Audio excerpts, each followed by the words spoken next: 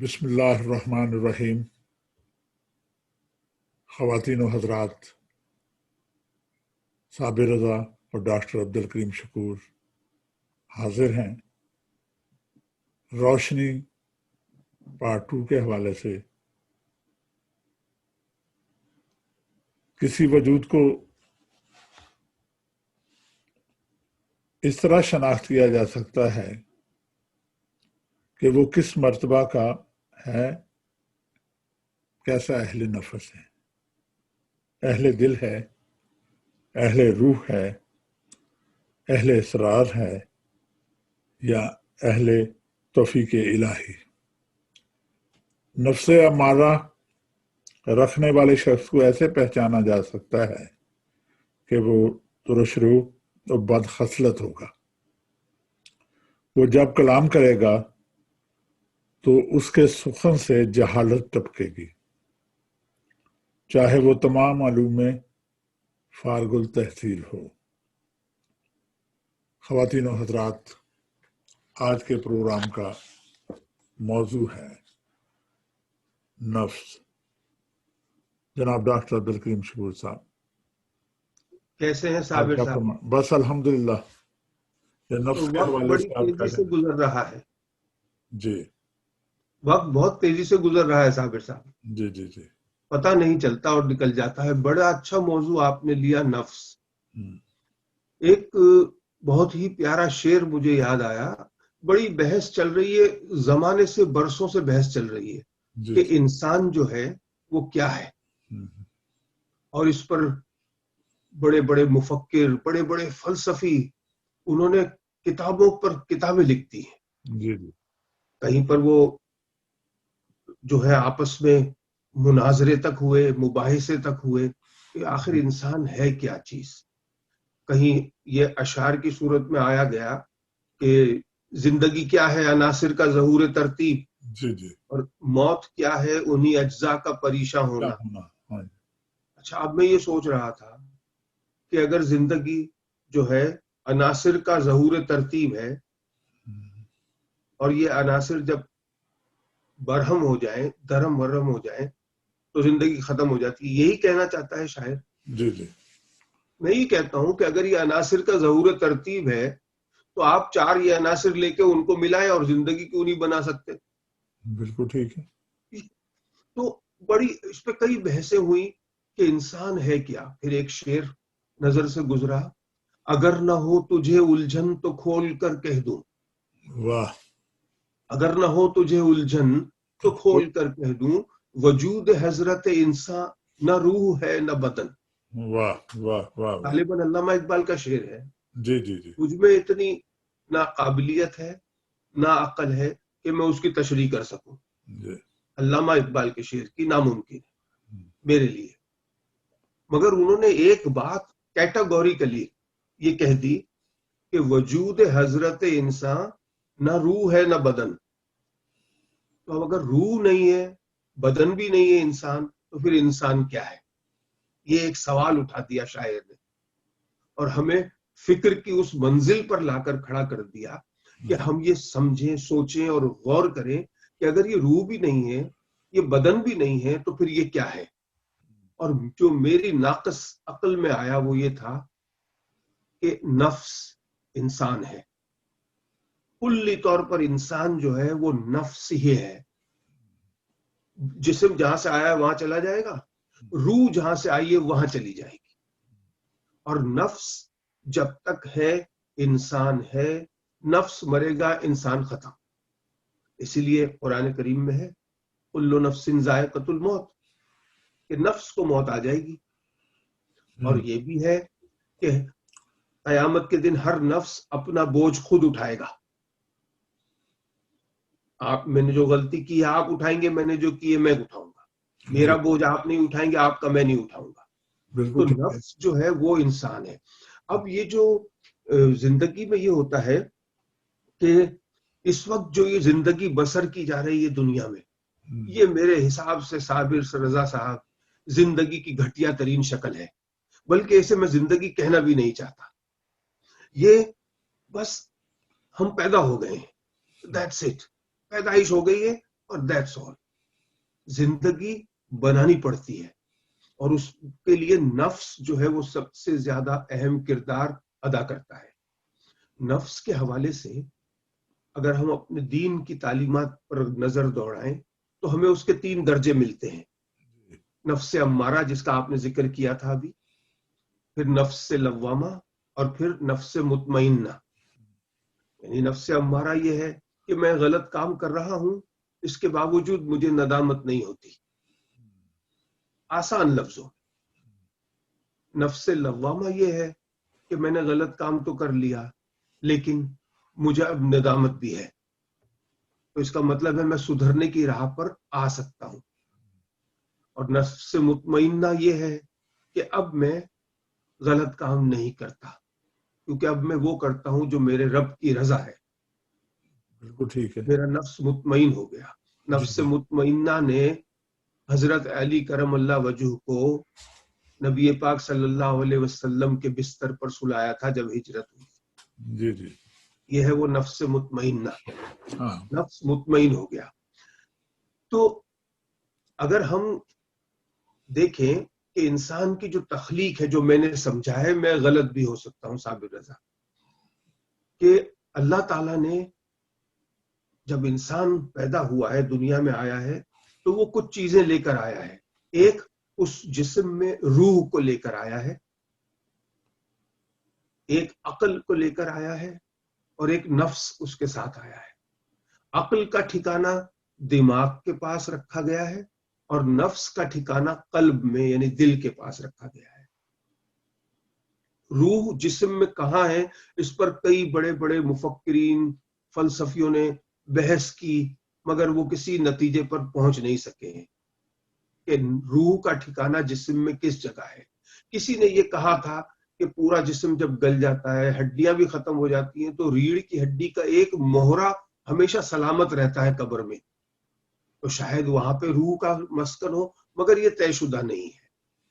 اب نفس جو ہے، جو یہاں کی جو یورپین یا امریکن سائیکولوجی ہے یا نفسیات کا جو علم ہے، اس میں یہ ذہنی بیماری کے علاج ہوتے ہیں. آپ نے سنا ہوگا مینٹل ہیلتھ، اور اس میں سارا کا سارا دار و مدار ان کا جو فوکس ہوتا ہے مریض پر، وہ اس کے دماغ پہ ہوتا ہے، مائنڈ پہ ہوتا ہے، کہ وہ دماغ سے سوچ رہا ہے، کیا سوچ رہا ہے، اس کو خودکشی کا خیال تو نہیں آ رہا، اس کے دماغ میں کچھ اور تو نہیں چل رہا. یعنی وہ نفسیات جو ہے یورپ میں، وہ دماغ کا علاج کرتی ہے، نفس کا نہیں کرتی ہے. ہمارے ایشیائی کلچر میں اور ہمارے مذہبی حوالے سے انسان کے نفس کا علاج کیا جاتا ہے. صوفیہ کرام تزکیہ نفس کی مشقیں کراتے تھے. تزکیہ نفس، نفس کے 3 درجے ہیں، تو جو سب سے خراب درجے پر انسان ہے اس کو مشقیں کرا کر اس کو نیچے لانا ہے، پھر اور نیچے لانا ہے، دھیرے دھیرے دھیرے. ماڈرن جو یورپین سائیکولوجی ہے وہ یہی کام کرتی ہے. ان کا جو نفسیات کا جو بابا آدم ہے، سگمن فرائیڈ، بہت بڑا نفسیات دان تھا، کئی کتابیں اس نے لکھی. اس نے 3 اصطلاحیں نکالی تھی نفسیات میں انسانی ذہن کی. ایک تھی اڈ، پھر ایگو اور پھر سپر ایگو. یہ وہی 3 اسٹیجز جو ہمارے پاس ہیں، نفس امارہ، لوامہ اور مطمئنہ. مگر اس کے پاس تیسرا نام نہیں تھا، تو اس نے ایگو کے بعد سپر ایگو کر دیا. اب اس کا یہ کہنا تھا کہ دماغ جو ہے یہ ایک ایکسچینج ہے، جہاں سے پیغام جاتا ہے، جہاں سے آدمی سوچتا ہے اور پھر وہ کام کرتا ہے. جو میں نے تھوڑا بہت غور و فکر کیا نفس کے حوالے سے، کہ نفس جو ہے یہ اس کی ہی پوری پوری کارستانی ہوتی ہے. اچھا، اس میں یہ بات ذہن میں رکھنی ہے کہ اللہ تعالیٰ نے عقل جو دی ہے انسان کو، تو اللہ نے قرآن میں کئی بار یہ ذکر کیا ہے کہ تم عقل سے کام کیوں نہیں لیتے. یعنی اللہ تعالیٰ نے خود کہا ہے کہ میں نے خوبصورت چیز تخلیق کی ہے، عقل. اچھا، ہوتا کیا ہے کہ میں آپ کے اسٹوڈیو میں آیا ہوں، آپ تھوڑی دیر کے بعد آپ نے کہا کہ مجھے نیچے سے دودھ لینے جانا ہے. اب آپ چلے گئے دودھ لینے، اسٹوڈیو میں کوئی نہیں ہے، میں اکیلا ہوں، اور آپ کے 100 पाउंड कहीं ऐसे ही इधर उधर रखे हुए हैं। अब मेरा नफ्स मुझे तरगीब दे रहा है कि मैं ये उठा के जेब में रख लूं। अब यहाँ 3 चीजें हो सकती हैं जो मुमकिनात में से हैं। या तो मैं वो रख लूंगा और आप आएंगे, सलाम खुदा हाफिज, मैं चला गया और मैंने जाके मौज कर ली। या मैं वो रख लूंगा, मौज भी करूंगा, लेकिन मैं सोचूंगा मैंने गलत किया, मेरा दोस्त है और ये काम मैंने चोरी की है, बुराई कर दी है। गिल्ट और या कॉन्शियस। तीसरी ये स्टेज होगी कि मैं नहीं उठाऊंगा। यानी 3 नफ्स के दिए दर्जे आ गए। तो नफ्स ने मेरे ये फैसला किया मिसाल के तौर पर कि मैं उठा लूं। अब ये नफ्स का जो फैसला हो रहा है, इसी दौरान अकल उसको कह रही है कि ये काम गलत है, जिसे हम कभी जमीर का नाम भी देते हैं। वो उसे कह रही है ये गलत है, लेकिन नफ्स अम्मारा अकल के मामले में इस वक्त बहुत मजबूत है। वो अकल को उसने पछाड़ दिया है जी। अब जो नफ्स का ये फैसला हो गया या दिल में बैठे हुए कि मैंने ये 100 पाउंड उठाने हैं, ये फैसला यहां से गया दिमाग में और दिमाग ने उसको इम्प्लीमेंट किया है। सिर्फ फैसला दिमाग ने नहीं किया है जो मॉडर्न साइकोलॉजी कहती है। ये दिल के पास नफ्स का फैसला दिमाग में गया और दिमाग ने उसे जब इम्प्लीमेंट किया तो मेरा हाथ आगे बढ़ा, क्योंकि ये दिमाग कंट्रोल कर रहा है ना मेरी सारी मूवमेंट को। हाँ। दिमाग में या कोई नर्व खराब हो जाए, हाथ नहीं मूव करता ना, फालिज हो जाता है जी। तो ये हाथ वहां गया तो दिमाग ने सिर्फ वो किया जो नफ्स का फैसला था। अगर नफ्स ये फैसला करता कि मुझे नहीं उठाना, ये गुनाह है, तो मेरा हाथ जो है वहीं रहता, दिमाग उस मेरे हाथ को कोई मूवमेंट नहीं देता। बिल्कुल ठीक। नफ्स जो है ये फैसला करता है। इसीलिए हमारे अक्सर देखा गया है कि जब जहनी बीमारी होती है, कोई डिप्रेशन या एंजाइटी होती है, तो जब हमारे पुराने फर्स्ट जनरेशन के लोग जब डॉक्टर के पास जाते हैं और पूछता है डॉक्टर की क्या परेशानी है, तो वो कहते हैं मेरा दिल बहुत दुखी है, मेरा दिल दर्द कर रहा है। अब ये वो दिल का दर्द अंजाइना वाला नहीं कह रहा। वो हम मिसाल ये हम कहते हैं दिल तोड़ दिया, कहते हैं ना, अब दिल टूटा तो नहीं है ना। तो हम सारे जो जज्बाती मामलात हैं उसको हम दिल से लिंक करते हैं। एशियाई लोग जी जी, यूरोप के लोग उसे दिमाग से लिंक कर देते हैं। तो ये सारे काम ये नफ्स के जरिए होते हैं। तो नफ्स को कहा जाता है कि नफ्स को मारो। हजरत ईसा अलैहिस्सलाम ने कहा था ना कि जिसने अपने नफ्स को पहचान लिया उसने अपने रब को पहचान लिया। और हजरत अली करमुल्लाह वजू का भी कुछ यही है, ऐसा ही कॉल है। और आपने जो है प्रोग्राम में भी इब्तिदा जब की थी नफ्स अम्मारा के हवाले से जी जी। तो अब ये आप देखें कि हजरत ईसा अलैहिस्सलाम ने जब कहा कि जिसने अपने नफ्स को पहचाना उसने खुद को पहचाना जी। और उससे पहले हजरत मोहम्मद सल्लल्लाहु अलैहि वसल्लम कि जब अल्लाह ताला चाहता है जिसको इल्म देना तो उसकी आंख खोल देता है जी हाँ। और हजरत अली करमुल्लाह वजू ने कहा कि जिसने अपने नफ्स को पहचाना उसने अपने रब को पहचाना। इन तीनों ये जो स्टेटमेंट है मोहम्मद सल्लल्लाहु अलैहि वसल्लम, हजरत ईसा अलैहिस्सलाम, हजरत अली करमुल्लाह वजू, इसमें कहीं भी फेली इबादत का जिक्र है नहीं। यानी बात यहां हो रही है कि खुदा को कैसे पहचानोगे, यही है ना। खुदा को पहचानने के लिए जो तरीका कार बताया है, नफ्स को पहचानोगे तो जानोगे ना। उसमें कहीं ये जो है बदनी इबादत का जिक्र नहीं है, ना माली, नमाज, रोजा, हज, ज़कात, इसका जिक्र नहीं है। ये तो फर्ज हैं, अगर हम इनको करेंगे तो इसमें हमारा फायदा है। एक अच्छा मुआशरा तश्कील होगा अगर हम नमाज पढ़ेंगे, रोजा रखेंगे, ज़कात देंगे, हज करेंगे। सूद मिटाना है, सदकात बढ़ा दो, सीधी सी बात है।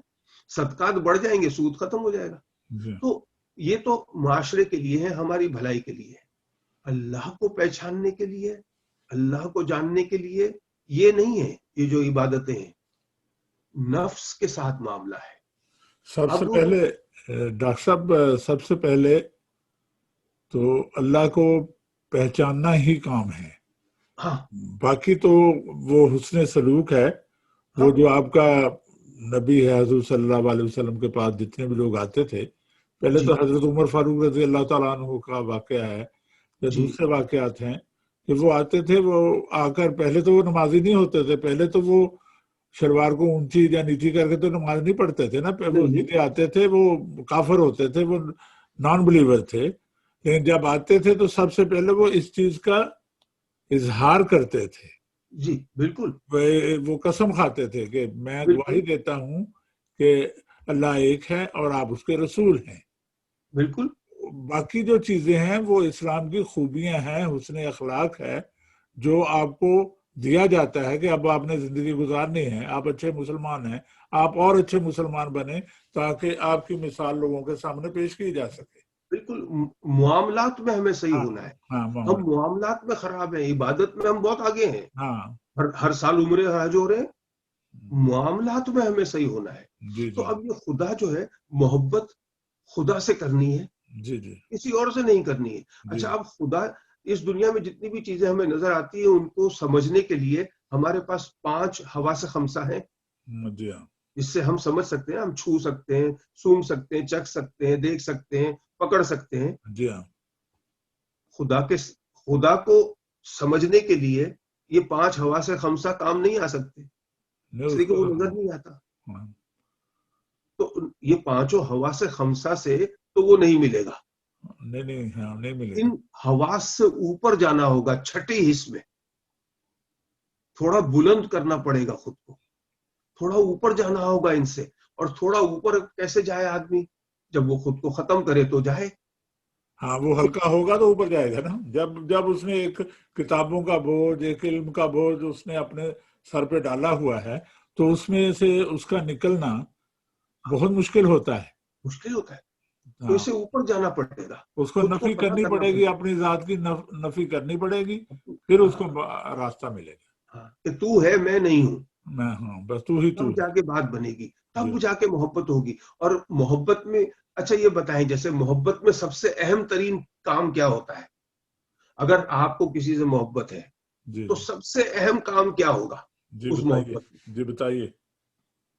یاد، ہوں، آپ ہاں اسے یاد کریں گے، ہیں؟ سب سے اہم کام یہی تو ہے۔ اگر آپ اسے یاد نہیں کر رہے یا وہ آپ کو یاد نہیں آ رہا تو آپ کی محبت کیسی ہے؟ بالکل ٹھیک ہے، آپ بالکل ٹھیک۔ محبت کے دعوے میں جھوٹے ہو گئے نا، جی ہاں جب بالکل یاد صحیح۔ نہیں آ رہا۔ جی تو یہ جو یاد ہے، یہ یاد کرنا سب سے اہم ترین عمل ہے محبت میں۔ جی ہاں اور محبت جو ہے پھر حواس خمسہ سے آگے کی چیز بن جاتی ہے۔ بن جاتی ہے، ہاں جتنا اس کو یاد کرتا جاتا ہے آدمی، ایک ٹائم ایسا آتا ہے صابر رضا، یقین کریں یہ پریکٹیکل بات ہے تجربے کی، کہ لگتا ہے کہ 24 گھنٹے وہ ساتھ ہی ہے، نہیں اس میں تو کوئی شک نہیں ہے جڑا ہی ہوا۔ نہیں ہے نا، جب اللہ کہتا ہے کہ میں تمہاری شارک سے بھی زیادہ، شارک سے بھی نزدیک ہوں، میں تمہارے پاس، اور ہماری خوش قسمتی ہے ڈاکٹر صاحب کہ ہم اس محبوب کی امت صلی اللہ علیہ وسلم سے ہیں صلی اللہ علیہ جن کے وسلم۔ لیے ہمارے لیے راستہ اتنا آسان ہے کہ ہم اپنے حضور سے محبت کر لیں تو وہ اللہ کی محبت میں ہم چلے جاتے ہیں۔ اللہ تعالیٰ نے کہا ایک ہے، راستہ بنا دیا ہے، اتنا آسان راستہ ہے کہ آپ اللہ کی طرف جانا ہے تو اطیع اللہ و اطیع رسول و اولی الامر منکم، تو یعنی اللہ کے اتنی ہاں بالکل صحیح کہا آپ نے، کیٹاگوریکلی یہ کہا گیا ہے کہ اللہ نے کہا ہے کہ اگر تم محمد صلی اللہ علیہ وسلم، اگر تم میری اطاعت کرو گے، اگر میری اطاعت میرا قرب حاصل کرنا چاہتے ہو، ہاں یعنی اگر تم مجھ سے محبت کرتے ہو، ہاں تم مجھ سے محبت کرتے ہو ہاں تو میری اطاعت کرو، ہاں جی ٹھیک ہے؟ ہاں بالکل صحیح۔ یعنی صرف ایک لائن ہوئی نا یہاں، ذات واجب نے یہ نہیں کہا ہے دوسری لائن میں کہ میں تم سے محبت کروں، نہیں، نہیں نہیں نہیں، اگر تم مجھ سے محبت کرتے ہو ہاں تو جو میں نے کہا ہے وہ کرو، ٹھیک ہو گیا۔ لیکن اگر تم محمد صلی اللہ علیہ وسلم کا اتباع کرو گے تو ہاں میں تم سے محبت کروں گا۔ سبحان اللہ، آپ دیکھو، سبحان اللہ اللہ، تعالی جس سے محبت کر لے ہاں اس کا کیا ہوگا؟ جی بے شک، اس کو پھر اس کے علاوہ چاہیے کیا؟ جی ہاں اب جو محبت ہوتی ہے نا، یہ بڑی بلائنڈ فیتھ، بلائنڈ محبت ہوتی ہے۔ جی ہاں آپ دیکھیں محبت میں، اگر آپ کو ساری زندگی ہوں، نیلا رنگ پسند نہیں تھا، جی ہاں لیکن جس سے آپ کو محبت ہوئی اسے نیلا رنگ پسند تھا، آپ کو پسند ہو گیا، جی ہاں قدرتی ہو جاتا ہے، جی ہاں آپ کرتے نہیں ہیں، یہ ہو جاتا ہے. تو آپ سوچیں کہ اللہ نے جب یہ کہا کہ میں تم سے محبت کروں گا، تو آپ سوچیں کہ جو چیز میری خواہشات ہوگی وہ کیسے پوری ہوتی چلی جائیں گی. بلکہ میں سمجھتا ہوں یہ وہ اسٹیج ہوتی ہے جب خواہش رہتی ہی نہیں ہے. ایکچولی جو خواہش ہے نا، مسئلہ تو خواہش کا ہی ہے نا. دیکھیں جب ہم اللہ سے محبت کرتے ہیں تو ہم اس کی رضا کے لیے ساری زندگی گزارتے ہیں. ٹھیک ہے نا. اب اس میں خواہش نہیں ہوتی ہے، ہم اپنی ذات کو اللہ کی ذات میں فنا کرنا چاہتے ہیں. اور آقا دو عالم صلی اللہ علیہ وسلم کی محبت ہمارے لیے ایک ایسا راستہ ہے جو ہمیں آسانی سے ساری منازل طے کروا کے وہاں لے جاتا ہے جہاں پہ اللہ کہتا ہے کہ میں تم سے محبت کرتا ہوں. یہ راستہ حضور صلی اللہ علیہ وسلم کی محبت کا راستہ ہے. اب اتباع کیا ہے؟ اتباع یہی ہے. ایک صحابی رسول صلی اللہ علیہ وسلم، انہوں نے ساری عمر اپنے بٹن کا اوپر کا بٹن نہیں لگایا، شاید یہ تقریباً جتنا مجھے یاد ہے. اس کی وجہ یہ بتائی گئی کہ انہوں نے ایک مرتبہ محمد صلی اللہ علیہ وسلم کو دیکھا تھا کہ وہ ایک بٹن نہیں لگا ہوا تھا. سبحان اللہ. دیکھو یہ اتباع ہے. مسواک کرنا اتباع ہے. جمعے کے دن کے جو کچھ اعمال ہیں جو فرض نہیں ہے، اتباع میں ہے کہ انہوں نے کیا، ہم نے کر لیا. جی ہاں بالکل آسان چیزیں ہیں، کوئی مشکل نہیں ہے. جی جی جی بہت ہی آسان ہے معاملہ. تو یہ چیزیں جو ہیں، یہ اللہ بندے سے محبت کر لے تو پھر اسے اور چاہیے کیا یار. اب یہ سب کب ہو؟ جب نفس مرے. جی ہاں. اب نفس کیسے مرے، یہ ایک سوال اٹھ سکتا ہے. ہمارے پاس وقت کتنا ہے؟ وقت 2-4 منٹ ہے. ہاں 1-2 منٹ تو ہیں. نفس ایسے مرے گا جب خواہشات مریں گی، دنیاوی خواہشات. دنیاوی خواہشات جتنی ہم کم کرتے چلے جائیں گے، نفس دھیرے دھیرے دم توڑتا چلا جاتا ہے. اور جس دن یہ ساری خواہشات ختم ہو جاتی ہیں، نفس جو ہے وہ مر جاتا ہے. پھر آدمی کا جنم ہوتا ہے، انسان کا. آدمی سے انسان کا جنم اس وقت ہوتا ہے. اب یہ خواہشات کیسے کم ہو؟ یہ دھیرے دھیرے کم ہو. اور دوسرا، جب ہماری کوئی چیز کھو جائے تو ہمیں غم نہ ہو. ایک تو یہ کہ ہم غم نہ کریں، ایک ہے کہ غم نہ ہو. اس لیے کہ اگر میری یہ جو قلم ہے میرا، جو میں نے 20 پاؤنڈ کا اگر لیا ہے، یہ کھو گیا تو یہ اس لیے کھو گیا کہ یہ میرا نہیں تھا. اگر میرا ہوتا تو میرے پاس رہتا. تو جو چیز میری تھی ہی نہیں، اس کا میں غم کیوں کروں؟ بالکل صحیح. تو یہ چیزیں جس دن نکلتی چلی جائیں گی، خواہشات کم ہوتی چلی جائیں گی. اگر ایک چھوٹی چیز سے میرا گزارا ہوتا ہے تو میں مہنگی نام کی برانڈ کی چیزیں لے کے کیوں گھوموں؟ تو یہ جس دن یہ ہوتا چلا جائے گا. فقیر نہیں بننا ہے. میں اس بات کے سخت خلاف ہوں کہ فقیر اور غربت فقیری یہ جرائم کو جنم دیتی ہے. جی جی جی. اللہ تعالیٰ نے یہ کہا ہے کہ اگر غربت میں ہی سب کچھ عام ہوتا تو بہت سے انبیاء کرام تو بادشاہ نہ ہوتے. جی جی. تو دھیرے دھیرے یہ خواہشات ختم ہوں گی، نفس مرے گا تو منزل ملتی ہے. بالکل. خواتین و حضرات، میری طرف سے، ڈاکٹر عبدالکریم شکور کی طرف سے، اور آپ کے لیے ہم صرف یہی کہہ سکتے ہیں کہ اللہ تعالیٰ آپ کے گھروں میں خیر و برکت دے، تندرستی دے. آپ ہمارے لیے دعا کرتے رہیے گا. انشاءاللہ پھر اگلے ہفتے ملیں گے. اللہ حافظ. خدا